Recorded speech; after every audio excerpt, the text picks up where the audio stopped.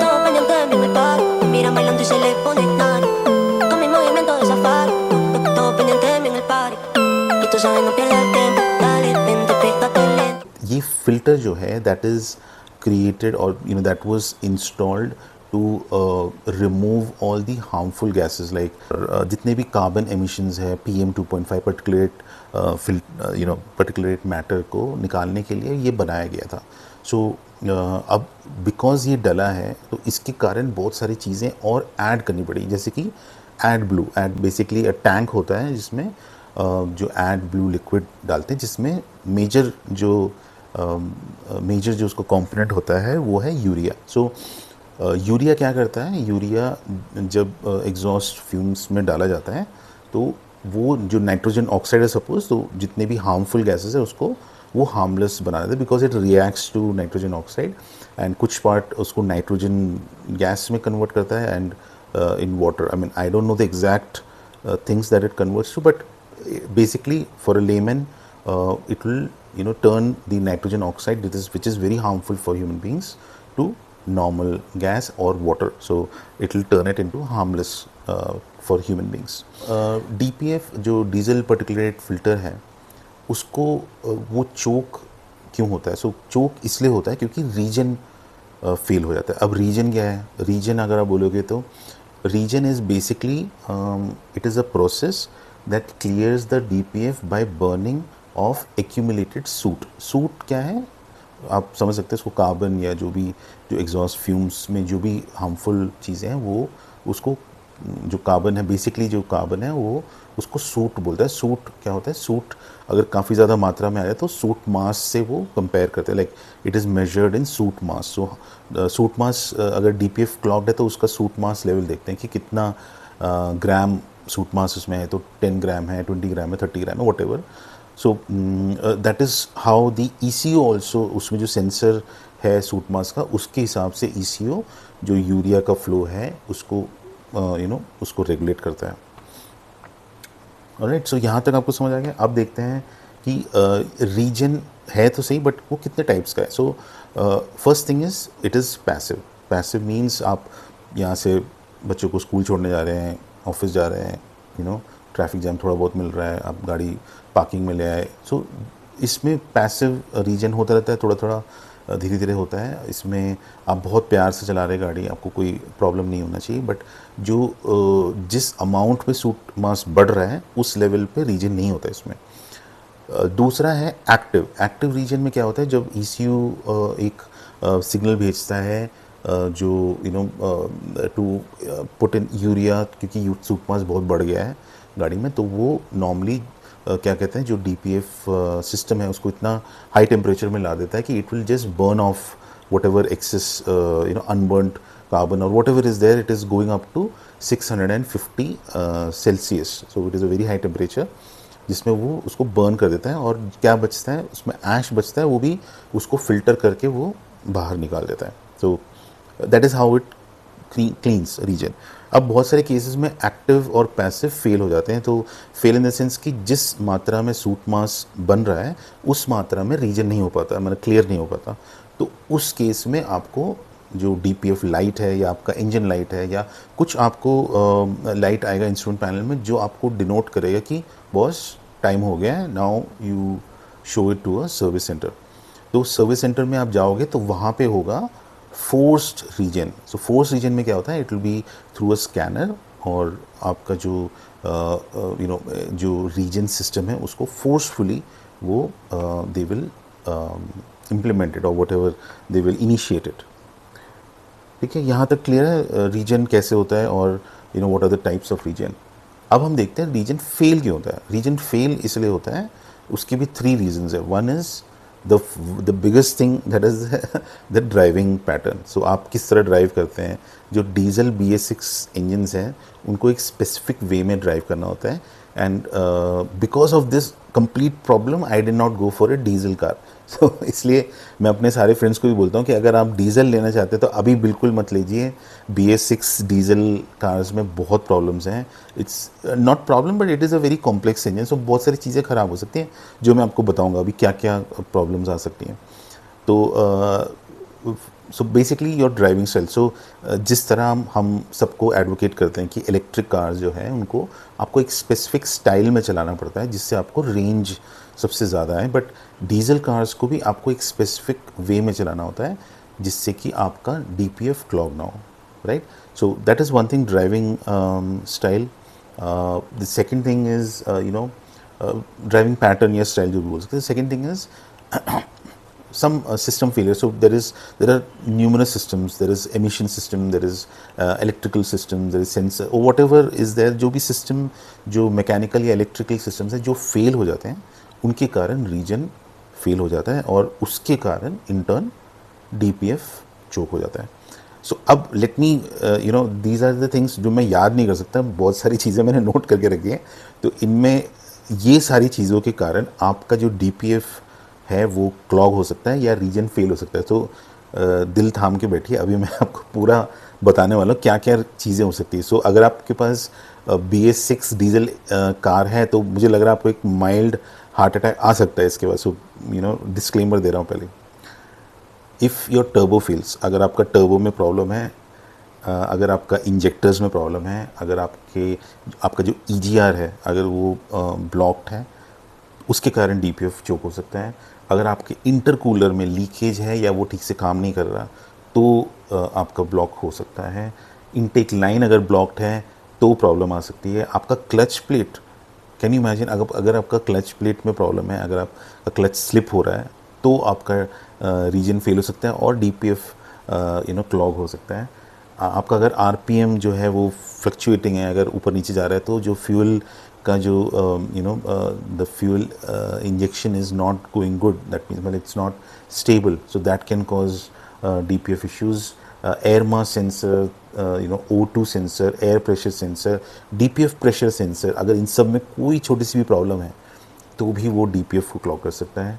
आपका throttle body अगर clean नहीं है, चोक्ड है, अगर आपका ब्रेक और क्लच में एक स्विच होता है, अगर वो स्विच में कोई प्रॉब्लम है या ABS आपकी लाइट वार्निंग चल रही है या सिमिलर इश्यूज़, अगर आपको कोई चेक इंजन लाइट है तो उसको लाइटली मत लीजिए. स्पेशली BS6 डीजल कार्स में ABS लाइट और जो इंजन चेक लाइट है इनको आप लाइटली मत लीजिए. अगर आपको ये आ रहा है तो just rush to your nearest service centre because it can become a bigger problem. So जब वो जैसी वो लाइट आए आप you try to show the car to your mechanic और specially for DPF better to go to the authorised service centre. So और भी problems आ सकते हैं। अब आपने देखा कि यूरिया या एड ब्लू डलता है, अगर उसके टैंक में कोई लीकेज है, अगर उसके इंजेक्शन में कोई लीक है, उनके उसके टैंक के रिले में कोई प्रॉब्लम है, तो उसमें भी आपका डीपीएफ चोक हो सकता है। इतने सारे प्रॉब्लम्स हैं, ये सारी प्रॉब्लम्स आपके पेट्रोल और इलेक्ट्रिक कार में नहीं होती। सो मैं आपको बस एक कंपैरिजन बता रहा हूँ कि सिर्फ एक छोटे से सेंसर के रुकने से भी आपका जो डीपीएफ है वो चोक हो सकता है। And this is the main reason why I didn't go for diesel. End of course many of you diesel car जो ओन करते हैं, जो मेरे दोस्त हैं, आप बोल रहे होंगे यार ये थोड़ी है, हर बार थोड़ी कोई सेंसर लीक प्रॉब्लम होता है। But the probability, the chance of probability, आप दूर जा रहे हैं, आप बाहर जा रहे हो, आप हाईवे में जा रहे हो, कितनी बार आपको एक ऐसी प्रॉब्लम आ सकती है जो आपका ट्रिप ख़राब कर सकती है। So any I don't want to demotivate anyone, but of course ये सारी प्रॉब्लम्स है। अब ये सारी जो प्रॉब्लम्स मैंने बोली ये आपके हाथ में नहीं है, ये मतलब you can not fix these things with with doing something, right. वो ख़राब हो गई इलेक्ट्रिकल है, मैकेनिकल चीज़ें हैं, वो अपने आप ख़राब होती हैं, मशीन है भाई, ख़राब हो सकती हैं। अब क्या चीज़ आप कर सकते हो, जो these are my tips for you if you are having BS6 diesel engine, कि आप क्या कर सकते हो जिससे आपको ये प्रॉब्लम्स सबसे ज़्यादा लिमिट हो जाए, या it may not even come across. So first and foremost I am talking about your driving pattern. और काफ़ी मिसकंसेप्शंस है इसमें। सो मेरे काफ़ी फ्रेंड्स हैं जो सोचते हैं कि यार सिटी में चलाओ, भगा के चलाओ, एकदम डीपीएफ तुम्हारा चोक ही नहीं होगा, भगा के चलाओ तो उसका जो प्रेशर होता है उससे बिल्कुल एग्जॉस्ट से सब निकल जाता है। नहीं होता है ऐसे। Okay, stop doing that. So जो डीजल इंजन है, it is very famous for black smoke. What is that black smoke? Basically it is unburn fuel. Unburn fuel है तो प्रॉब्लम क्या होता है, अगर आप ज़्यादा एक्सलरेट करते हो, ज़्यादा रैश चलाते हो, रफ़ ड्राइविंग करते हो, उसका मतलब आपका जो फ्यूल इनटेक है वो काफ़ी ज़्यादा है। आपका माइलेज कम हो जाएगा, आपका फ्यूल ज़्यादा खींचेगा। फ्यूल ज़्यादा खींचेगा तो अनबर्न फ्यूल कितना होगा? यू राइट, अनबर्न फ्यूल भी ज़्यादा होगा। सो डोंट थिंक कि अगर आप सिटी में चला रहे हो और यूर हाई रेविंग कर रहे हो तो आपका डीपीएफ चोक नहीं होगा। आप ज़्यादा प्रॉब्लम क्रिएट कर रहे हो। जहाँ पे अगर आप नॉर्मल स्पीड में जा रहे हो, नॉर्मल ड्राइविंग कर रहे हो, उसमें आपका अगर 10 ग्राम्स सूट मास आ रहा है तो that will be increase to 20 to 30 grams because of unburn fuel. So आप एक्चुअली प्रॉब्लम क्रिएट कर रहे हो rather than clearing the problem. So that is one big problem. जो this is a very high misconception जो काफ़ी लोगों में है, ये इसको मैं सबसे पहले क्लियर करना चाहता हूँ। फिर दूसरा है कि अगर आप सिटी में ड्राइव करते हैं, आप ऑफिस जाते हो, ऑफिस से घर, स्कूल बच्चों को ड्रॉप कर रहे हो, शॉपिंग जा रहे हो, मॉल जा रहे हो, वापस आ रहे हो, तो आपका जो बेसिक ट्रैवल है वो इनसाइड द सिटी है, which is at a very low speed. And उस स्पीड में जो डीपीएफ है वो क्लॉग होने का ज़्यादा चांसेस हैं।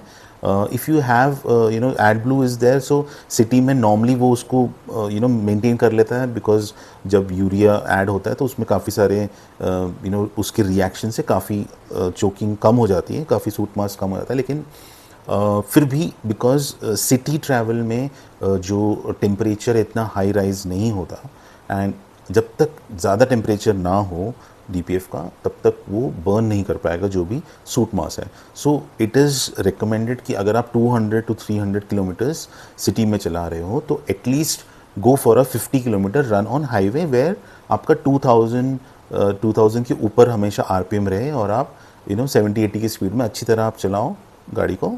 End of course you would be helping in clearing, or basically doing the region means clearing the DPF. So that is one thing. So the formula is 200-300 kilometre city अगर आप है तो 50 to 100 kilometre उसके बाद highway ज़रूर चलाएं, and then after clear होने के बाद अगेन आप 100-200 किलोमीटर सिटी में, so you can keep shuffling. So best case scenario would be 2 weeks in city, at least after 2 weeks in city एक हाईवे ड्राइव. सो मंथ में at least 2 highway drives minimum of 50 to 100 kilometres. So that is my suggestion.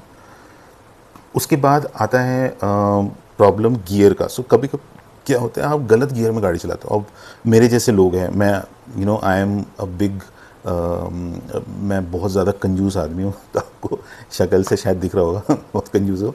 तो basically क्या है कि मैं जो भी है हमेशा I drive in higher gear. So अगर 20 का स्पीड लिमिट है तो टेक्निकली आपको 20 के स्पीड लिमिट में सेकंड गियर में होना चाहिए, और 20-25 क्रॉस होने के बाद थर्ड गियर में होना चाहिए। तो मैं नॉर्मली क्या करता हूँ, I normally don't press the accelerator, first gear डाला, वो जितना स्पीड पिकअप करता है चेंज इट टू सेकंड, जितना स्पीड पिकअप करता है change it third. So I normally drive it that way. गलत है ये ऐसे नहीं चलाना, बिकॉज डीजल में, let me clear it, diesel में ये नहीं चला। ऑफ कोर्स पेट्रोल में भी चलाने का उसका कभी कभी डिसएडवांटेज हो सकता है, बट डीजल BS6 में ज़रूर नहीं चलाना है, बिकॉज उससे क्या होता है, आपका जो एमिशन है वो बढ़ जाता है, बिकॉज इंजन इज़ लगिंग, उसको बोलते हैं इंजन ऐसे नॉकिंग गड़ गड़ गड़ गड़ करता है कभी कभी। तो उस केस में it is a big problem, because it will do much more emission of soot mass as compare to normal gearing. So gear perfect gear में हमेशा चलाइए, जो भी आपके मैनुअल में लिखा है, जो कंपनी मैनुअल में लिखा होता है। अनदर थिंग इज़, जो मेरे 4x4 के भाई लोग हैं, जितने भी स्कॉर्पियन, फॉर्च्यूनर्स, हाइलक्स, जितने भी जो डीजल 4x4 चलाते हैं, इसूजू, और भी कितने भी कार्स हैं, तो इनको 4x4 हाई या 4x4 लो में इसको जितना कम हो सके उतना चलाएं, बिकॉज जब आपकी कार 4x4 में चल रही है तो उसका जो स्ट्रेस लेवल है वो काफ़ी हाई होता है। जब इंजन को स्ट्रेस लेवल हाई होता है तो उसका जो एमिशन है वो ज़्यादा होता है, वो ज़्यादा फ्यूल पीता है और उससे सूट मास बढ़ता है। तो ऐसे कुछ केसेस हुए हैं जहाँ पे लोगों ने 4x4 और all time they are driving in 4x4 और उनका जो DPF क्लॉगिंग है वो बहुत फास्ट हो गया, it is just doubled.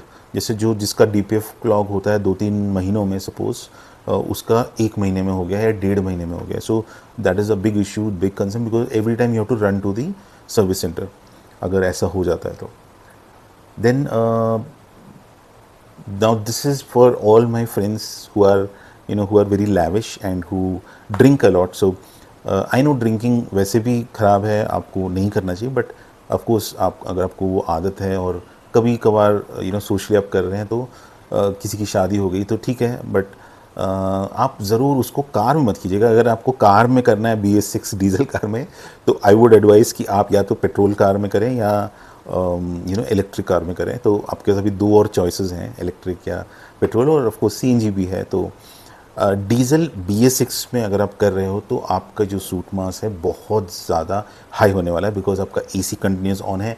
AC में आइडलिंग पे ऑफ कोर्स जी इंजन को प्रेशर, इंजन को स्ट्रेस ज़्यादा होता है। So when the car is in idling mode, खड़ी है, 1-2 घंटे खड़े करके आप उसको आपका AC में चलाओगे तो आपका जो जितना सूट मास है, सपोज आपका 10 ग्राम बढ़ना चाहिए था, उसकी जगह 20 to 30 ग्राम बढ़ता है, and this will be a big problem for you while you drive the car. After that आपका सडनली DPF चोक होने का चांसेस ज़्यादा रहता है।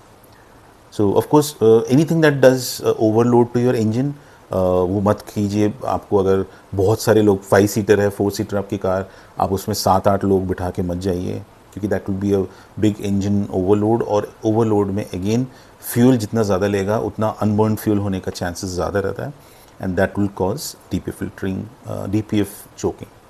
सो होपफुली आपको जितनी भी मैंने एग्जाम्पल्स और सैम्पल्स दिए और जो एक्सप्लेनेशन दिया, I hope that was clear. This is kind of a tech talk where I am trying to जो भी मिसकंसेप्शंस है उसको तोड़ने की कोशिश कर रहा हूँ। तो अगर आपको ऐसा लग रहा है कि मैंने उसमें कुछ हेल्प किया है, so please do like and subscribe, and so that I can come up, इस काफ़ी रिसर्च लगता है, काफ़ी टाइम इसमें कंज्यूम होता है, तो ये मैं आपके लिए कर रहा हूँ। और अगर आप जो मेरे दोस्त हैं, अगर आप ये देख रहे हैं तो ज़रूर सब्सक्राइब, लाइक और कमेंट ज़रूर करिए। अगर आपको लग रहा है कि मुझे और कुछ मैंने मिस कर दिया, हो सकता है इंसान हूँ यार मैं, हो सकता है मिस कर दिया मैंने कुछ, बट अगर आपको लग रहा है कि कुछ मिस किया है तो आप उसको ऐड करिए, तो मैं नेक्स्ट वीडियो में ज़रूर वो शेयर करूँगा। So till the next time, if you have been watching, keep watching, thank you and